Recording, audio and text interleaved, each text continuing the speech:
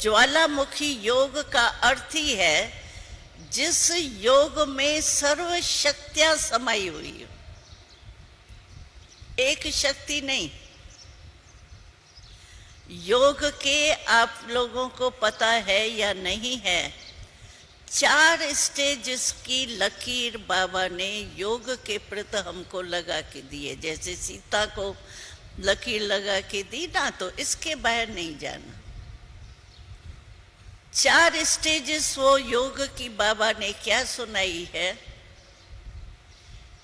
एक तो हमारा फर्स्ट स्टेज है बीज रूप,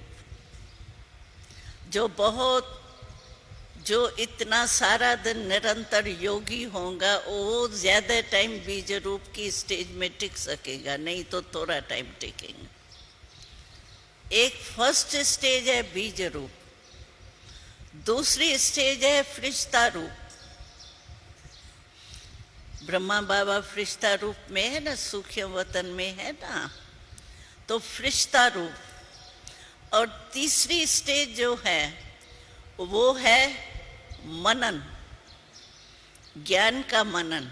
कई बार आपने देखा होगा योग नहीं लगता है, व्यर्थ संकल्प होता है ना योग के टाइम, वो व्यर्थ संकल्प बार बार ज्यादा ही आता है। काम काज में होंगे तो नहीं आएगा, किनारा हो जाएगा। लेकिन जब योग में खाली होके बैठेंगे ना, उस समय और ही अगला पिछला पता नहीं क्या क्या व्यर्थ संकल्प ज्यादा आएंगे। इसके लिए मनन शक्ति चाहिए। जो वरदान मिलता है, जो मुरली में बाबा टाइटल देता है, या स्लोगन होता है, या मुरली की कोई भी पॉइंट हमको बहुत दिल में लग जाती है, उसके मनन करने के बाद आप व्यर्थ को किनारे करो, तभी आपका योग लग सकेगा।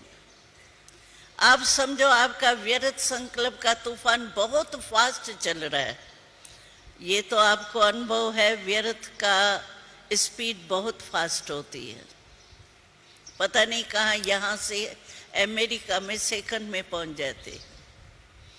ऐसे किसी की भी बुराई की बातों में सेकंड में पहुंच जाएंगे। जो कुछ किया हुआ है वो सेकंड में स्मृति में आ जाएगा। तो व्यर्थ की स्पीड तो बहुत फास्ट होती है। फास्ट व्यर्थ की स्टेज है आपकी, और आप समझो हम बीज रूप स्थिति में स्थित हो जाए, नहीं हो सकेंगे। फालतू टाइम, फालतू एनर्जी। जैसे कोई हार्ट कमजोर वाला हो और वो सोचे कि हम ऊंची चौथी मंजिल पर सीढ़ी चढ़ के पहुंच जाऊं, उसका क्या हाल होगा? पहुंचेगा या जाएगा? तो इसी रीति से अगर आपका फास्ट गति से व्यर्थ संकल्प चल रहा है, नहीं कंट्रोल होता है, तो उस समय आपको मनन शुभ संकल्प से पहले व्यर्थ संकल्प को समाप्त करो, फिर आपका योग लग सकेगा। नहीं तो टाइम वेस्ट जाता है। फिर घड़ी कोई देखते रहेंगे, लाल बत्ती कोई देखते रहेंगे, पता नहीं सफेद बत्ती कब होगी। इसीलिए मनन शक्ति तीसरा है। चौथा है बाबा से रूह ध्यान।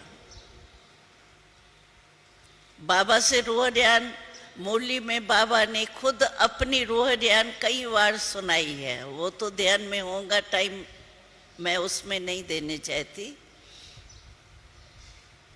तो ये 4 स्टेजेस जो है वो हमारे योग की है, जिससे व्यर्थ खत्म हो सकता है और योग की परसेंटेज हमको अनुभव हो सकती है। बीज रूप तो बिल्कुल फुल पावरफुल परसेंटेज वाला है ना, लेकिन दूसरी 3 स्टेज जो है उससे हमारा व्यर्थ खत्म हो करके समर्थ हो सकता है। फिर भी समय हमारा वेस्ट नहीं जाएगा, संकल्प हमारा वेस्ट नहीं जाएगा। मनन किया, शुभ चिंतन किया, शुभ चिंतन का भी बनता ही है ना। तो ये इस लकीर के अंदर योग तो हम लगाते ही है, इससे बाहर नहीं जाना है। ये सीता की लकीर है। 4 स्टेजेस बाबा ने बता दी। इस लकीर के अंदर आप योग लगाते ही होंगे। कभी क्या स्टेज आती होंगी, कभी क्या स्टेज आती होंगी, लेकिन जो ज्वाला रूप का योग है वो है, ज्वाला रूप अगर आपका योग होगा तो उसमें सर्व शक्तियां मर्ज होंगी। जैसे बीज रूप है ना, तो बीज में आप देखो है छोटा सा बीज, लेकिन उनमें पत्ते, फल, फूल सबका रस होता है ना, होता तो छोटा सा ही बीज है ना। ऐसे बीज रूप अवस्था जो है, यहाँ ज्वालामुखी रूप जो बाबा कहते हैं, उसमें सर्व शक्तियां उसमें मर्ज होंगी। इमर्ज नहीं करेंगे, सहन शक्ति, सामना की शक्ति, ये नहीं वर्णन नहीं करेंगे मन में, लेकिन वो शक्तियों का सार हमारे उस स्टेज में समाया हुआ होता है। क्लियर हो रहा है आपको? हाँ, तो जैसे बीज में सारे वृक्ष का सार समाया हुआ होता है, फिर पानी मिलने से या धरनी में पड़ने से, धूप मिलने से वो निकलता आता है। ऐसे हमारा भी जब कोई कार्य पड़ता है तो वो इमर्ज होती है शक्तियां। समझो मुझे सहन शक्ति की आवश्यकता है तो वो सहन शक्ति इमर्ज होंगी, नहीं तो मर्ज होती है उस स्टेज में, लेकिन भरपूर होता है।